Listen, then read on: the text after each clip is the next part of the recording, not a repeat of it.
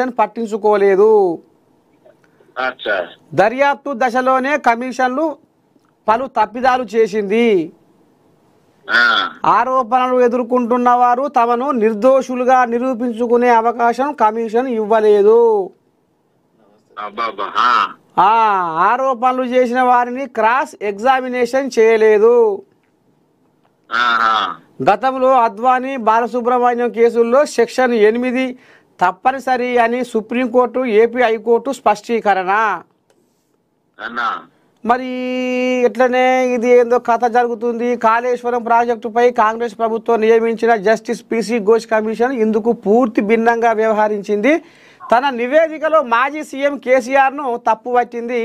ఆయన విచారణలో భాగంగా వివరాల సేకరణ కోసం పిలిచారే తప్ప మిమ్మల్ని దోషిగా ఖరారు చేయబోతున్నాం, అంగీకరిస్తారా, నిర్దోషిగా నిరూపించుకునే ప్రయత్నం చేస్తారా అని ప్రశ్నించలేదు అనేది అమ్మా కొంచెం గట్టిదా అడగలేదు. ఎందుకని ఇది తెలంగాణ నమస్తే తెలంగాణ పేపర్లో రాసుకొచ్చింది కథ. గదే వాళ్ళది ఇప్పుడు ఎవరి కరపత్రంలో వాళ్ళు ఎవరి మేనిఫెస్టో వాళ్ళు పెట్టుకుంటారు. ఇవాళ బీఆర్ఎస్ మేనిఫెస్టోలో అది పెట్టుకొని అన్న ఇవాళ ఒక ఆయన అత్యున్నత న్యాయస్థానంలో పనిచేసిండు. అట్నా ఆ కమిటీ అనేది చాలా అంటే సుదీర్ఘ విచారణ జరిగింది. ఇప్పుడు నేనున్నా నే ఒక దోషిని, నువ్వు దోషివా, నువ్వు జైలు పోతావా, పోలీస్ స్టేషన్ పోతావా అని అడుగుతారా? చట్టం తన పని చేసుకుపోతుంది. ఇవాళ చట్ట ప్రకారంగా వాళ్ళు నిజంగా మేము దోషులము దొంగలం అని చెప్పి ఇప్పుడు ఆరిపోయే దీపానికి వెలుగు ఎక్కువ. ఇలా జైలుకు పోయే ముందు వాళ్ళకు స్వరం ఎక్కువ అవుతుంది. ఈ కేవలము స్వరాలు పెంచి మాటలు మార్చి ఇప్పుడు మేడిపండు అయ్యింది అని అంటే వాళ్ళు చేసిన ప్రతి పని మేడిపండే. ఇప్పుడు నివేదికే మేడిపండు అయిందట. మొన్నటిదాకా మీరేమన్నారు, మేడిగడ్డ మేడిపండు అయిందని మీరు అన్నారు. ఇప్పుడు మేడిగడ్డ నివేదిక మేడిపండు అయిందని ఇప్పుడు వాళ్ళు చెప్తారు. అది అయ్యింది అంటే ఇలా దాంట్లోకి వెళ్ళి కేటీఆర్, హరీష్ రావు వాళ్ళ వర్గం అంతా కూడా మీరు నిర్దోషులు అని చెప్పేసి వాళ్ళకి ఎవరన్నా కితాబ్ ఇచ్చిందా అన్న? ఇంకా రానే లేదు కదా. ఇవాళ జరుగుతుంది. ఇవాళ రేపు పొద్దున అసెంబ్లీలో కూడా దాన్ని చర్చించి దానికి అది చేసి ఇంకా ఆయన ఎన్ని కడపలు దొక్కినా మోడీ రాష్ట్రపతి ఎక్కడికి పోయినా కానీ గుజుకొచ్చి చేలపల్లి జైల్లో పడేసుడే. నిన్న రేవంత్ రెడ్డి గారు కూడా ఢిల్లీలో ఏమంటున్నారు, ఈ 42% రిజర్వేషన్ల కొట్లాట్లో కేవలము దీనికి అడ్డుపడుతుంది బీఆర్ఎస్ బీజేపీలే. సో వీళ్ళు అడ్డుపడి ఇట్లాంటివి చేస్తున్నారు కాబట్టి ఇలా వీళ్ళు ఏ వ్యవహారంలో నుంచి కూడా తప్పించుకునే అవకాశాలు 100కి 1 కూడా లేవు. నిజంగా జరిగినటువంటి దాంట్లో వీళ్ళు చాలా ఘోరంగా విఫలమైనరు. సరే ఈవెన్ ఇప్పుడు ఇవాళ ప్రాజెక్టులు కుంగిపోవడం కానీ అవి పిల్లలు కుంగిపోవడము పగిలిపోవడం ఇది కూడా అవాస్తవం అని మాట్లాడితే హరీష్ రావు మాట్లాడినంత మాత్రాన కాగితం పురులు ఎక్కడ గెలువయి. సో వీళ్ళు కాగితం పురులు లెక్కనే చేస్తున్నారు. దాని మీద సుదీర్ఘమైన విచారణ జరిగింది. 1000 పేజీల అదంతా రాసుకోవడం జరిగింది. నిజ నిర్ధారణ కమిటీ అంతా దాన్ని కలెక్ట్ చేసింది. ఖచ్చితంగా ఇవన్నీ పెట్టినప్పుడు న్యాయస్థానాల నుంచి కానీ ప్రజా క్షేత్రం నుంచి కానీ వీళ్ళు ఎక్కడ కూడా తప్పించుకోలేరు. చాలా ఘోరమైన అవినీతి. ఇప్పుడు ఒక్కటి చూడండి నరసన్న, ఇవాళ కేవలం వాళ్ళ కింద పనిచేసిన చీఫ్ ఇంజనీర్లు సబ్ ఇంజనీర్ల కింద ఎవరిని దొరకబట్టినా 500 కోట్లు వెళ్తున్నాయి. అంటే వీడు ఏదో బోట్ల చేపలు పట్టేటోడు కాదు. చెరువు చివరలో వీడు వలేసుకొని పట్టుకున్నటువంటి గండిగనం దొరికితే ఇక బోట్ వేసుకొని పట్టేటోడికి ఎన్ని క్వింటల్ దొరుకుంటాయి? ఖచ్చితంగా వీళ్ళు ఏంటంటే బాగా తిని ఇలా పుట్టలు వలిగినాయి, బయట పడ్డారు. ఏ ఒక్క రూపాయిని కూడా ప్రజాక్షేత్రాన్ని 1,00,000 కోట్లు మెడలు వంచి చెవులు వెండి 100% తెలంగాణ ప్రజలు కాంగ్రెస్ ప్రభుత్వం వాళ్ళ దగ్గర నుంచి రికవర్ చేయాల్సిందే, వసూలు చేయాల్సిందే. వాళ్ళు ఒక్క ప్రాజెక్టు కట్టి కొన్ని తరాలకు డబ్బులు సంపాదించుకొని ఇలా ప్రజలందరూ చూస్తలేరా? కేవలం ఒక బీఆర్ఎస్ వాళ్ళకి అర్థమైతలేదు తప్ప ఇలా సబ్బండ ప్రజలు తెలంగాణ 4.5 కోట్ల ప్రజానీకంలో విఘ్నులు, తెలివిపరులు, ఇంటెలెక్చువల్స్ అందరు చూస్తున్నారు కదా అది ఎట్లా అయింది, ఎంత మైనస్ మనకని. అది వాళ్ళ ఇంటి విషయం కాదు. ఇవాళ కల్వకుంట్ల రాజ్యాంగం నడవదు, భారత రాజ్యాంగమే నడుస్తుంది. ఇవాళ హరీష్ రావు గాని కేటీఆర్ గాని కేవలం మాది కల్వకుంట్ల రాజ్యాంగం, మేము ఏదనుకుంటే అది అవుతుంది, ఇవాళ మమ్మల్ని పిలిచి విచారణ చేసిరు అని అంటే విచారణ చేసిన దానికి కూడా సిగ్గుపడకుండా ఇంకా అది కూడా మీరు జైలుకు పోతారా, మిమ్మల్ని మేము ఏమంటారు అపాయింట్మెంట్ అడగలేదు అని మాట్లాడుకుంటారు అంటే అంతకంటే సిగ్గుమాలిన మాటలు ఏమైనా ఉంటాయను. ఇలా వీళ్ళు ఏంటంటే ఇంకా కూడా లేకపోతే గాంధీజీయం ఇవాళ ఆల్రెడీ బోర్ల బొక్కలు పడ్డారు, పాతాళానికి దొక్కుతున్నారు ప్రజలు.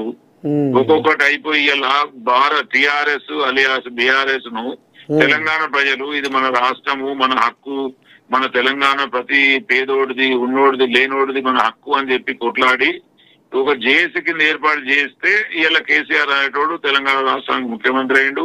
ఒక పార్టీ పెట్టుకున్నావు, ఇవాళ పార్టీ తీసుకుపోయి మళ్ళా మోడీ కాలకాడను కుదోబెట్టి ఇంకెవరితోనో కలిసి ఇవాళ అది చేస్తున్నావు అంటే తెలంగాణను ఎక్కడ తాకట్టు పెడుతున్నట్టు? ఎక్కడి కుదోబెట్టుడే మోడీ మెడలు ఉంచుతా అంటుండు. ఎంతవరకైనా పూరేస్తే నువ్వు దిగుతావా మేము దింపాలనా అని నేను మాట్లాడుతున్నాం. అది వల్ల మోడీని ఏమంటున్నావు మీరు అంటారు కానీ ఇప్పుడు వీళ్ళే అదే నేనే కీళ్ళు తప్పుతున్నా. వీళ్ళే అంటారు అంటే ఇక అయిపోయింది, రాత్రికి రాత్రే జరుగుతాయి ఏదన్నా ఉంటే ఇక కాదు అని ఇక బీసీల కథ కాడి వారేసిండు కాడెత్తేసిండు అనే కాడికి ఇప్పుడు వాళ్ళు అంటారు. ఇవాళ వాస్తవంగా బీసీల మీద చిత్తశుద్ధితోని 42% కావాలి, ఇక్కడ ఉన్నటువంటి బహుజన బిడ్డలు బతకాలనేది రేవంత్ రెడ్డి గారు లేకపోతే కాంగ్రెస్ ప్రభుత్వం, ఇంకా ఎక్కువ చెప్పాలంటే రాహుల్ గాంధీ గారి అభిమతం. సో దీని మీద పోతున్నప్పుడు కొన్ని చట్టాలు వచ్చినప్పుడు వాటిని ఎట్లా సవరించాలో చూస్తున్నాం. ఇవాళ వాళ్ళకు ఈబీసీ బిల్లు కావాలంటే మోడీ వెంటనే 10 రోజులలో చట్టంలో పెట్టుకున్నట్టు చేసుకున్నాడు ఓబీసీలే ఈబీసీలే. మరి ఇలా ఈ బీసీ 42% ఎందుకు వ్యతిరేకులు అవుతున్నారు?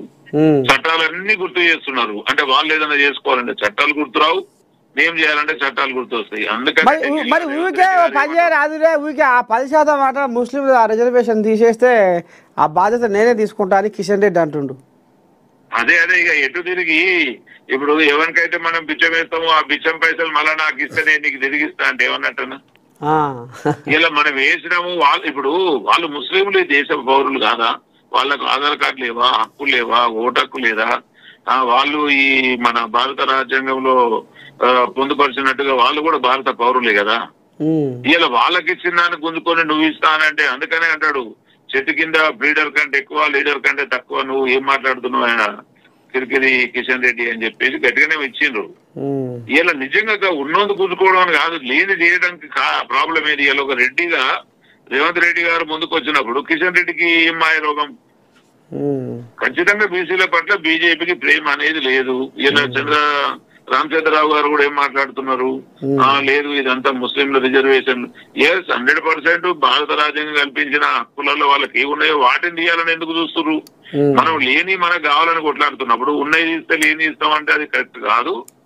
అది ఆల్రెడీ మైనార్టీ శాఖ కింద అది ముస్లిం మైనార్టీ, క్రిస్టియన్ మైనార్టీ, బౌద్ధిజమా, ఏదో సిక్కిజమా, వాళ్ళ దాంట్లో వాళ్ళు ఉన్నారు. దాన్ని తీసుకొని ఇవ్వడం అనేది కాదు. ఈ ఉన్నదాన్ని కంటిన్యూగా చేయాలి, లేని హక్కులను కూడా తెచ్చుకొని ఓన్లీ బీసీకే 42% ఇవ్వాలనేది కాంగ్రెస్ డిమాండ్. ఇవాళ ఒకవేళ మోడీ కనుక చేయకపోతే రాహుల్ గాంధీ ప్రధానమంత్రి అయినాక బిల్లు మాత్రం పక్క తేవడమే. ఈ లోపల బీజేపీ ఇస్తుందని అయితే ఆశిస్తున్నాం. ప్రధానమంత్రి అయినాక మీ ముచ్చట ఇంకా ముద్దుకుందేమే. మరి ఆయన మీరు కామారెడ్డి బీసీ డిక్లరేషన్ రాహుల్ గాంధీ ప్రధానమంత్రి అయితేనే మేము ఈ 42% రిజర్వేషన్లు ఇస్తామని అన్నారా మీరు? ఆయన ఆ రోజు అన్నము అనేది వాళ్ళు అందుకోసమే కొట్లాడుతున్నాం కదా. మరి మేము బీసీ బిల్లును మేము ప్రధానమంత్రి అయినాకనే చేస్తామని ప్రజలకు చెప్తలేం కదా. మెడలు వంచి వంగబెట్టి తీసుకొస్తామని చెప్తున్నాం. ఏం చేస్తుందే పాల్గొన ఊర్ల పొంటి జనాలు మొత్తుకుంటారు. ఆ పశలన్నీ మన వెనక మళ్ళీపోతున్నాయట, గ్రామ పంచాయతీకి వచ్చే నిధులన్నీ వెనక మళ్ళీపోతున్నాయట. దరిద్రం కొట్లాడుతుంది. ఎందుకు మళ్ళీపోతాయన్నా? ఇదంతా కేవలము ఇక్కడ ఒక్క మాట మాత్రం వాస్తవం అన్న. మాకు కూడా మొన్న చర్చ జరిగేది. బీఆర్ఎస్ పార్టీ చారాన చేస్తే బారాన చూపించుకుంది, సోషల్ మీడియాలో కాగితం పులే ప్రజలలోకి ఎక్కింది. ఇలా కాంగ్రెస్ బారాన చేస్తే చారాన కూడా సోషల్ మీడియాలో చూపించుకుంటలేదు. నిజంగా కనుక కాంగ్రెస్ పార్టీ సోషల్ మీడియా పట్ల కానీ ముఖ్యమంత్రి గారు ఈ ప్రసార సాధనాల ద్వారా ప్రజలకు ఏమవుతుందో చెప్తే సరిపోతుంది. ఇవాళ విలేజ్ లో అంటే ఒక గ్రామ స్థాయిలో అట్టడుగు ప్రజలకు కూడా కాంగ్రెస్ ఏంది, కాంగ్రెస్ పథకాలు ఏంది, వాటి ప్రతిఫలాలు ఎట్లా అనుభవిస్తున్నారో ప్రజలందరికీ తెలుస్తుంది. ఎవరైతే ఈ బాగా కొంచెం కడుపు నిండిన వాళ్ళకు మాత్రమే దీన్ని వ్యతిరేకించాలనో లేకపోతే తీర్చిపోయాలనో ఉన్నది తప్ప ప్రజలలో కాంగ్రెస్ అనేది నాటకపోయింది. దాన్ని ఎవ్వరు కాదనలేరు, ఎవ్వరు కూడా దీనికి వ్యతిరేకంగా వస్తే నిలబడలేరు. మరి మీరు ఇప్పుడు కేటీఆర్కు ఒక పని అప్ప చెప్పారుగా మీరు ఇప్పుడు ఏం పని ఆయన ఇప్పుడు బుక్లో రాసుకుంటుండట ఐఏఎస్ అధికారుల ఐపీఎస్ అధికారుల అబద్ధాలు ఆడిపిస్తున్నారట మీరు లోపటంగా రాసుకొని ఇప్పుడు తెలంగాణ ఆంధ్రప్రదేశ్ లో ఏం జరిగింది జగన్మోహన్ రెడ్డి చేసినప్పుడు చంద్రబాబు రెడ్ బుక్ రాసుకున్నాడు రాసుకొని ఏదో వచ్చిన దాంట్లో కొంచెం చేస్తున్నారు అక్కడ ప్రజలు తిరగబడి ఇప్పుడు నిజంగా అన్యాయం జరిగితే రాసుకొని ఫ్రేమ్ కట్టించి పెట్టుకొని మళ్ళీ అధికారంలోకి వస్తే నువ్వు అంటే ఇప్పుడు దీన్ని బట్టి ఏమర్థం అవుతుంది నేను నయవంచక పాలకుని నా నేను నా పార్టీ నయవంచక పాలన అనేది అర్థమైంది కదా నిన్న పోలీసులే సిరికరేస్తున్నారట మాజీ హోంశాఖ మంత్రి సబితా మీదకి పరిగిలా ఏలో వాళ్ళు కొంతమంది పార్టీలో షరీక్ అవుతుంటే మరి కాంగ్రెస్ వాళ్ళ కళ్ళు ఓర్వక ఈ పని చేపిస్తారు అధికారులు కూడా మొత్తం ఆళ్ళపాటే పాడుతున్నారు అనేది అందరి పేర్లు రాసుకుంటున్నాడు అధికారుల పేర్లు రాసుకుంటే అక్కడ జరిగేది చట్టం ఉంది పేర్లు రాసుకొని ఫ్రేమ్ కట్టుకోవడం ఎందుకన్నా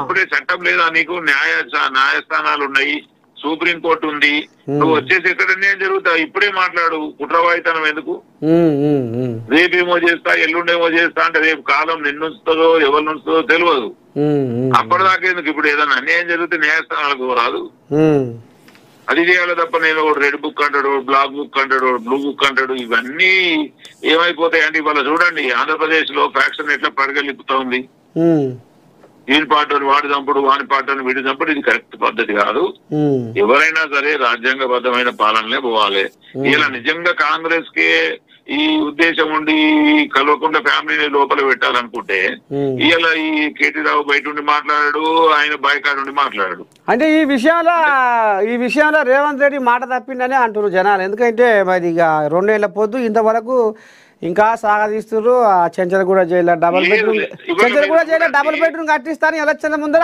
ఆయన చెప్పి ఇంతవరకు ఆయనకు ముగ్గు పోయాడా శంకు పడరాడా ప్రజలందరూ కోరుకుంటున్నారన్న ఇవి కొన్ని పార్టీల అంతర్గతంగా ఎట్లుంటాయంటే ఇలా రేవంత్ రెడ్డి చేతుల ఈయన తీసుకుపోయి అలా డబుల్ బెడ్రూమ్ కట్టించి ఇచ్చే పరిస్థితి కాదు ఇలా చట్టము న్యాయస్థానాలు న్యాయ తీర్పులకు అనుకూలంగా ఎవరైనా వెయిట్ చేయాల్సిందే ఖచ్చితంగా ఆయన చేసిన 100% చేస్తాడు చట్టం 100% అది చేస్తుంది కాకపోతే మనకి ఏంటంటే కాలయాపన ఎక్కువ మన చట్టాల్లో కాలయాపన ఎక్కువ కాబట్టి వాళ్ళు కొంచెం బతికి మిసాలు దువ్వుతున్నారు తప్ప ఏం ఉండదు రేపు దువ్వనికి మిసాలు ఉండయి దువ్వనికి చేతులు ఉండయి జైలుకు పోయిన తర్వాత మరి ఇప్పుడు స్థానిక సంస్థల ఎలక్షన్లు ఇంకా ఎన్ని రోజులు టైం పడుతుంది అందాదా ఊర్ల పండుగ జనాలు ఎదురు చూస్తారు సెప్టెంబర్ 30 వరకు ఖచ్చితంగా స్థానిక సంస్థల ఎలక్షన్ల ప్రక్రియ కంప్లీట్ అవుతుంది అంతేనా మరి ఇంకా ఇది ఒడవలే కానీ ఈ బీసీ బిల్లు ఒడవదా ఇంకా సాగతీతే ఉంది బీసీ బిల్లును మనం ఢిల్లీలో అప్పచెప్పి వచ్చినాము ఒక్క మాట అన్నా ఇలా రేవంత్ రెడ్డి గారికి చిత్తశుద్ధి లేకపోతే తెలంగాణ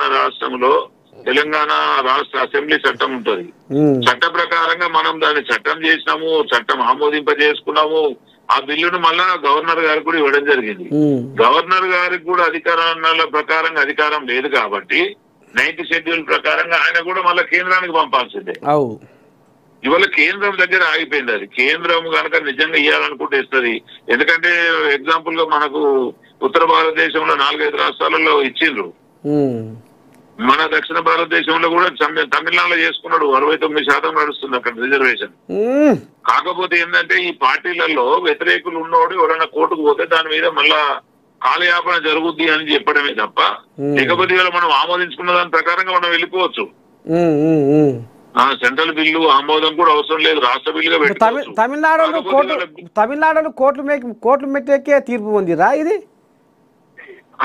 ఇప్పుడు అంతే కదా వాళ్ళు ఎక్కే వరకు వేరే వాడు కోర్టుకు ఎక్కిండు ఇది రాజ్యాంగ ఉల్లంఘన ప్రకారంగా 50% రిజర్వేషన్ దాటద్దు అనేది మనం రాజ్యాంగంలో రాసుకున్నాము అని అంటే మరి ఇప్పుడు ఈ మోడీ లాంటి వారి పాలనలో ఇలా బీసీలు బహుజనులు గిరిజనులు దళితులు కనుక సబ్బండ వర్ణాలు కరెక్ట్ గా ఒక ఎకనామికల్ స్టేటస్ లో ఉంటే ఈ రిజర్వేషన్ అవసరమే లేదు కదా సో ఖచ్చితంగా వీళ్ళందరినీ వాళ్ళు అణగదొక్కుతున్నందుకే ఈ రిజర్వేషన్లు అనేది అవసరం పడుతుంది